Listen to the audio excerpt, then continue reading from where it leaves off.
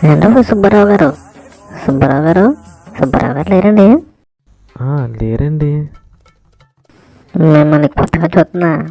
మీకు అక్క చెల్లెలు ఉన్నారా? అక్క చెల్లెలంటే మరి లేరండి. ఏంటి విషయం? అయ్యో, మంచి ఛాన్స్ మిస్ చేస్తున్నారు కదా. మా ఊర్లో శంకరన్ అని చెప్పి ఓ పెద్ద మనిషి ఉన్నాడు. అతనికి రాఖీ కడితే 10,000 ఇస్తాడు. మా ముగ్గురు అక్క చేత కూడా రాఖీ కట్టించాను. 30,000 ఇచ్చాడు.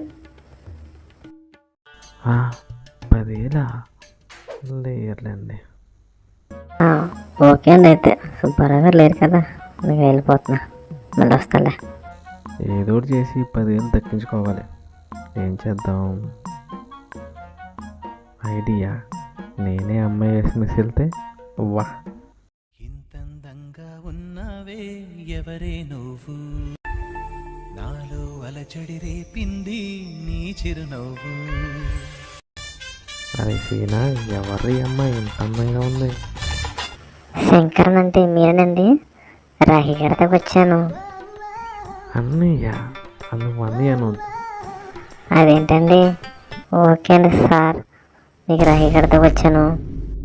ఈ దేశంలో ఉన్న అక్క చెల్లెలందరూ నా సహోదరులు. ఈ రోజు నుంచి నువ్వు తప్ప. బాబోయ్, ఈడేంటి ఇలా అంటున్నాడు? 10,000 కోసం వచ్చి ఏదో మునిగిపోయేలా ఉన్నాను. ఓకే అన్నా సార్. నాకు 100 కోట్ల ఆస్తుంది. దాంట్లో సగం నీకే రాస్తా. నన్ను పెళ్లి చేసుకో. వీడికి పిచ్చ మురిగిపోయింది. అది కాదు సార్, మా శంకరన్న రౌడీయే కావచ్చు, కానీ ఈ అమ్మాయి ఇంకా చూసింది లేదు. అయ్యి బాబోయ్, 10,000 అలా ఉంచు, మొత్తానికి 30 వచ్చేలా ఉంది. ఏం చేద్దాం? అది కాదు సార్, నేను అమ్మాయిని కాదు. నేను అమ్మాయిని కాదురా, అబ్బాయిని. డబ్బు కోసం మా ఆయన మోసం చేస్తావరా? నువ్వు అబ్బాయివా? మా అన్ననే మోసం చేద్దాం అనుకున్నారు.